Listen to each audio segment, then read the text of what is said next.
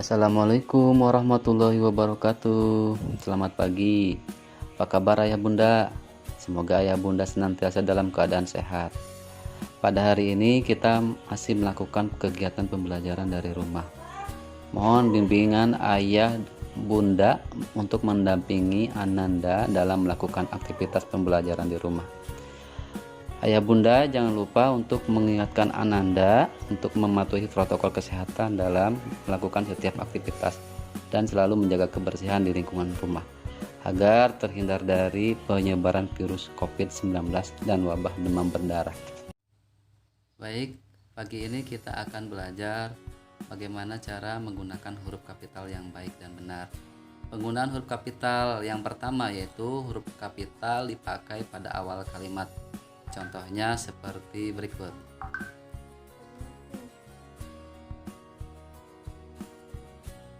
Wawancara ini berjalan dengan lancar. Wawancara ini berjalan dengan lancar itu diawali dengan huruf W-nya yang besar ya. Wawancara, W-nya dikasih ciri itu warna merah, jadi W yang besar. Kemudian hewan dan tumbuhan adalah anugerah bagi manusia, A-nya yang besar. Kemudian contoh berikutnya yaitu setiap orang berhak mendapatkan lingkungan yang bersih dan nyaman, S-nya yang dibesarkan itu ya, pada awal kalimat. Jadi biasakan kamu kalau menggunakan huruf kapital pada awal kalimat hurufnya yang besar. Kemudian contoh yang berikutnya, kita berkewajiban untuk menjaga kelestarian lingkungan, K-nya yang besar ya. Nanti kalau menulis biasakan seperti itu, pada awal kalimat hurufnya yang besar. Kemudian penggunaan huruf kapital yang kedua yaitu huruf kapital dipakai sebagai huruf pertama nama orang, termasuk julukan. Contoh seperti warta, W-nya besar. Kemudian apa lagi ya,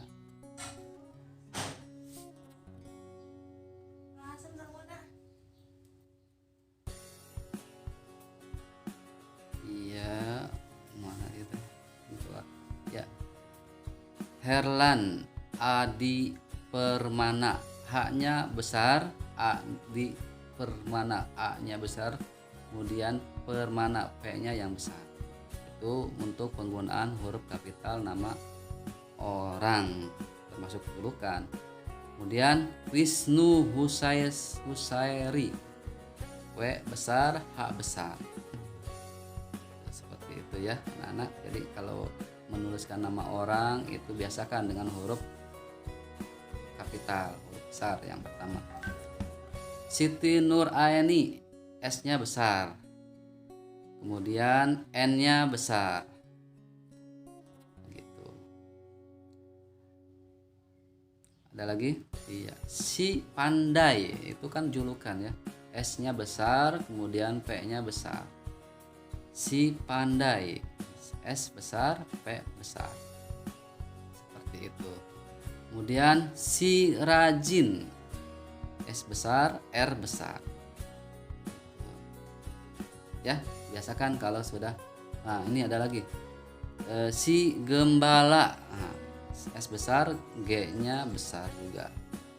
Nanti kalau seperti ini kalau udah tahu, biasakan kamu menulis dengan huruf kapital.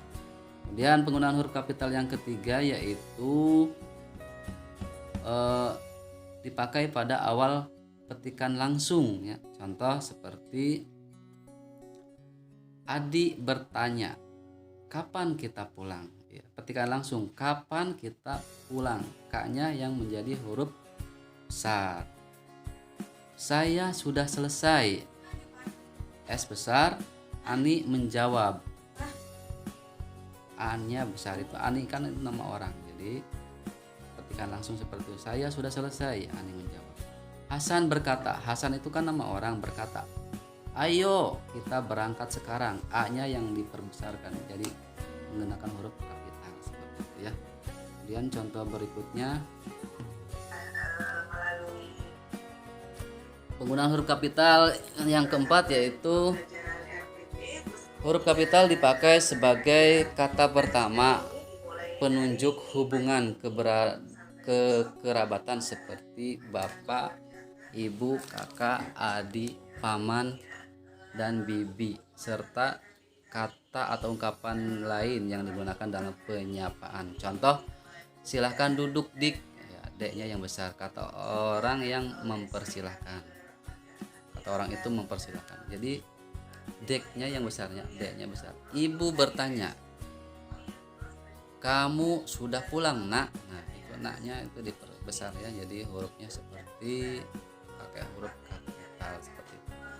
Nah kali ini penggunaan tanda baca, penggunaan tanda titik. Penggunaan tanda titik yang pertama yaitu tanda titik digunakan untuk menunjukkan akhir pernyataan. Seperti contoh berikut.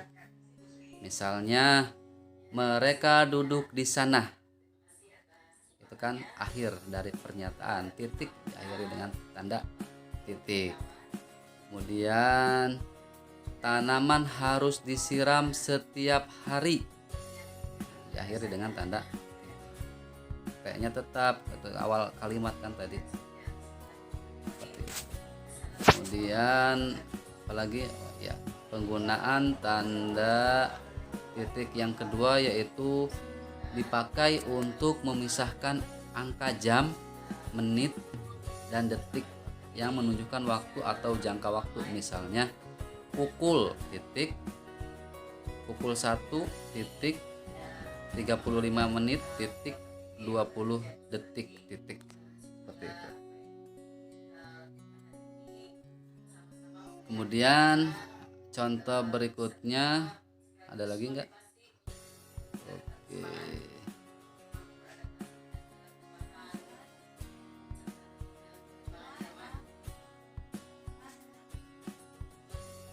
Ya, kemudian penggunaan tanda baca yang berikut yaitu penggunaan tanda koma.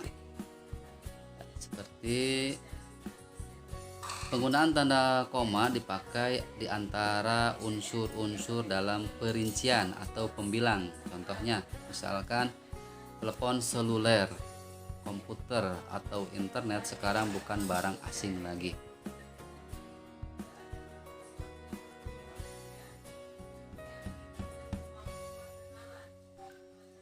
Hana membeli buku, pulpen, pensil, dan buku tulis. Itu merincinya. Selanjutnya Rani menghitung 1, 2, 3, 4, 5, 6, 7 dan seterusnya. Perincian.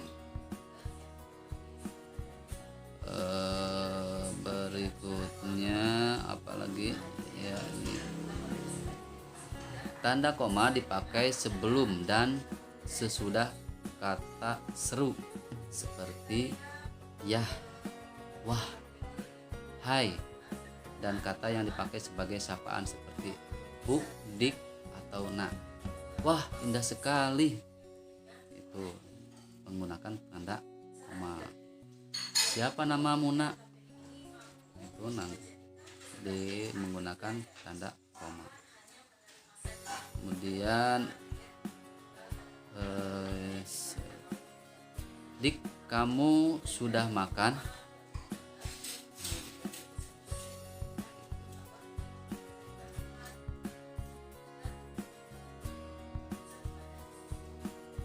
Nah, sekarang tugasnya adalah perbaiki kalimat-kalimat berikut ini dengan menambahkan tanda baca atau huruf kapital yang sesuai.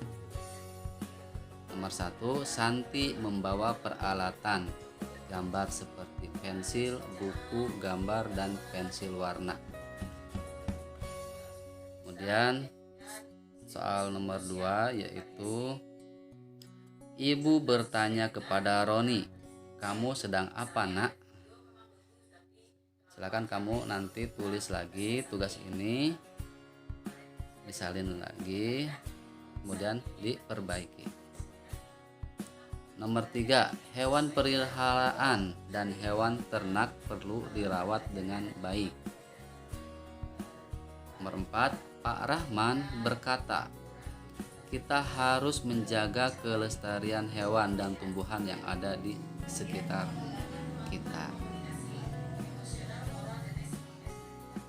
Nah, itu saja untuk tugas hari ini. Silahkan kamu kerjakan. Nanti biasa dikirimkan lewat WA di grup atau di chat seperti biasa ya. Untuk hari ini Bapak cukupkan sekian. Assalamualaikum warahmatullahi wabarakatuh.